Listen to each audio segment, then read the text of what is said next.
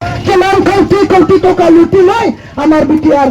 बिटिसिम जितु आर्थिक अबस्था बेया करिसे बेनिखायनो रायजोआ खावलायदों प्रमद बर'नि गोदै रावाव माब्लाबा दिनै गोजावनो नाङा अरुणोदयजों बुरखाय नागिरदों हाजारसे फैसाजों बुरखाय नागिरदों नाथाय अरुणोदयखौ गासिबो मानसिया मोननाय नङा मानो मोननाय नङा बिकलांग मानसियासो मोनगोन हौवा गारजानाय बिसियासो मोनगोन जायफ्रा दिनै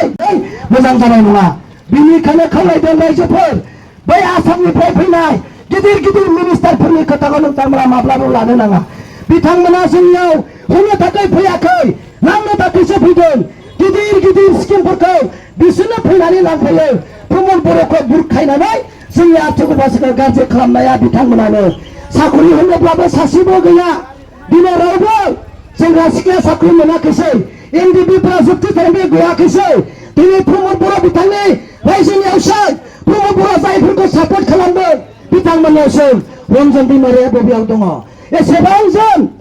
जेल जानाय जोबथेसालियाव थानाय दैदेनगिरिफ्रा बबेयाव दङ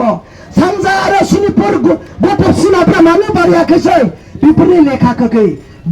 दिनै सेंग्रा सिख्लाखौ साख्रि होगोन होननानै दिनै रादाय होनायनि नुमोनाखौ बिथांमोननि साख्रि होनायनि लेखाखौ बुंनानै नङा बुंनानै दिनै नोंथांमोना बेखौ फोथायनायजों लोगोसे बिथांमोननि लेखाखौ दिनै खावलायदों रायजो राजा नोंथांमोना जों होनो जेबो गैया जोंहा थाखा फैसा गैया बोलो गैया हाजारसे फैसा होनोबो जों मोनसोरनो हाया नाथाय बिटिसिनि आर्थिक अबस्थाया जों गाज्रि जाया बेनि थाखाय जों दिनै सानदुङाव सेंग्रा सिख्लाया बोराय बुरैया थानानै दिनै खावलायनो फैदों नंगौ दिनै इउपिपिनि दैदेनगिरिफ्रा बिसिपिनि दैदेनगिरिफ्रा 1000 थाखा होनो नाजागोन 500 थाखा होनो नाजागोन प्रल'भन होनो नाजागोन आयु दाननाय होनो नाजागोन नाथाय दिनै बेफोरजों जोंहा बिटिसिआ रैखा जाया दिनै जोंनि रैखा जायै बे बिटिसिखौ प्रमद बर'नि